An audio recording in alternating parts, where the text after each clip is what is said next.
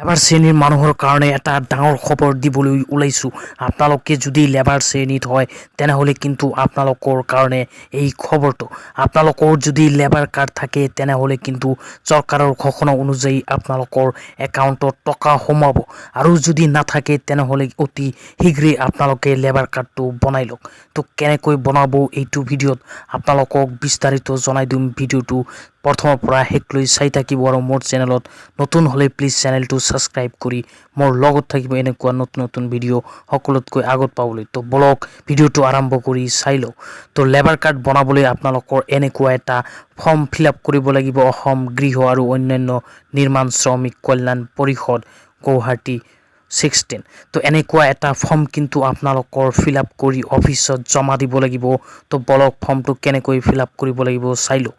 প্ৰথমেই চাব পাৰিব এপ্লিকেশ্যন নাম্বাৰ, এইটো আপোনালোকৰ দিব নালাগে, তাৰ তলতে লিখা আছে ডেটটো আপোনালোকে বহাই দিব। ৰাইট সাইডে লিখা চাব পাৰিব ডিস্ট্ৰিক্ট, ইয়াতে আপোনালোকৰ নিজৰ ডিস্ট্ৰিক্টৰ নাম দি দিব। তাৰপিছত ৰাইট সাইডে লিখা আছে 4 copies of passport size photo, ইয়াতে আপোনালোকে এটা ফটো লগাই দিব, আৰু লগতে ফৰ্মৰ লগত 3 কপি ফটো এক্সট্ৰাকে দি দিব।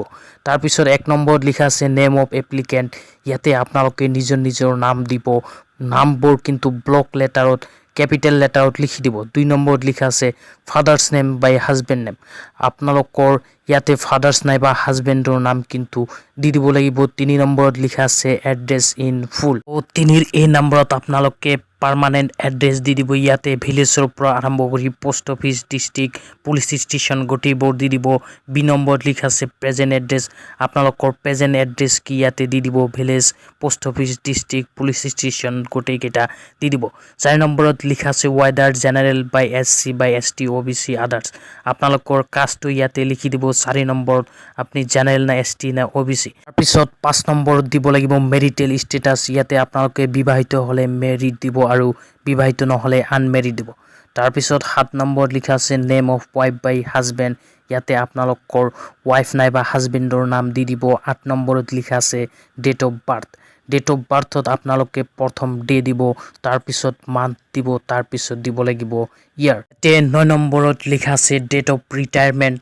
তো 9 নম্বৰত ডেট অফ ৰিটায়াৰমেণ্টত আপোনালোকৰ দিব নালাগে। আপোনালোকে যদি কোম্পানী নাইবা বেচৰকাৰী সংস্থাত কিবা কাম কৰি আছিলে সেই ক্ষেত্ৰত দিব লাগিব, নহ'লে কিন্তু 9 নম্বৰত ডেট অফ ৰিটায়াৰমেণ্ট অপশ্যনটো আপোনালোকৰ নালাগে।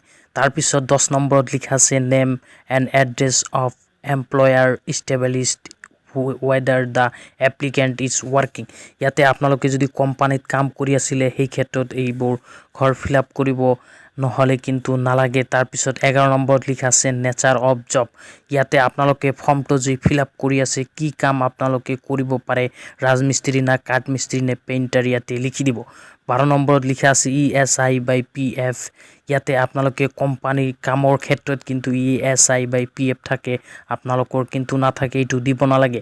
তাৰপিছত 13 নম্বৰত লিখা আছে total years of service up to registration, এইটো আপোনালোকৰ দিব নালাগে। তাৰপিছত 14 নম্বৰত লিখা আছে rate of subscription raise 20 per month, এইটো ফৰ্ম যদি ফিল আপ কৰি আপোনালোকে জমা দিয়ে সেই ক্ষেত্ৰত কিন্তু মাহিলী আপোনালোকৰ 20 টকাকৈ জমা দিব লাগিব, তেতিয়াহে এইটো স্কিমৰ লাভ আপোনালোকে পাব, অন্যথা কিন্তু আপোনালোকে এইটো স্কিমৰ লাভ নাপায়। তাৰপিছত 15 নম্বৰত লেখা আছে name of the bank and branch where subscription is to be paid, আপোনালোকে ইয়াতে বেংক আৰু ব্ৰাঞ্চৰ নাম দি দিব লাগিব। প্ৰথমে বেংকৰ একাউণ্ট নাম্বাৰ দিব, তাৰপিছত ইয়াতে আপোনালোকৰ বেংকৰ ব্ৰাঞ্চৰ নাম দি দিব।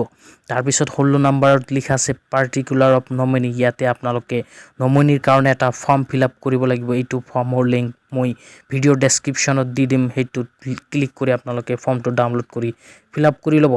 তাৰপিছত 17 নম্বৰত লিখা আছে if the applicant is already register, এইটো যদি আপোনালোকৰ ফেমিলিত কোনো মেম্বাৰ অলৰেডি ৰেজিষ্টাৰ থাকে সেই ক্ষেত্ৰত ফিল আপ কৰিব লাগিব, অন্যথা নালাগে। 18 নম্বৰতো যদি আপোনালোকৰ ফেমিলিত কোনো মেম্বাৰ ৰেজিষ্ট্ৰেশ্যন আছে আগতে লেবাৰ কাৰ্ডৰ কাৰণে তেনেহ'লে ইয়েছ দিব, অন্যথা নদিব। তাৰপিছত 19 নম্বৰত যিটো অপশ্যন আছে ইয়াতেও আপোনালোকৰ ফেমিলিৰ যদি কোনো মেম্বাৰ অলৰেডি ৰেজিষ্টাৰ থাকে লেবাৰ কাৰ্ডৰ কাৰণে সেই ক্ষেত্ৰত দিব, নহ'লে নালাগে। তাৰ পিছত স্ক্ৰল ডাউন কৰি তলত আহিলে লিখা চাব পাৰিব signature by thumb impression of the applicant. ইয়াতে আপোনালোকে চিগনেচাৰ কৰিব পাৰিলে চিগনেচাৰ কৰিব, নহ'লে টিপ চহী দিলেই আপোনালোকৰ ফৰ্মটো ফাইনেলি ফিল আপ হৈ যাব। ফিল আপ কৰাৰ পিছত আপোনালোকে PAN card, Aadhaar card, ration card, voter list আৰু জব কাৰ্ড এইবোৰ ডকুমেণ্টছৰ লগতে বেংকৰ ডকুমেণ্টছখিনি জেৰক্স কৰি আপোনালোকে নিজৰ ডিষ্ট্ৰিক্টৰ লেবাৰ ৰেজিষ্ট্ৰেশ্যন অফিচত ফৰ্মখন জমা দিয়াৰ পিছতে আপোনালোকৰ লেবাৰ কাৰ্ডটো কিন্তু হৈ যাব।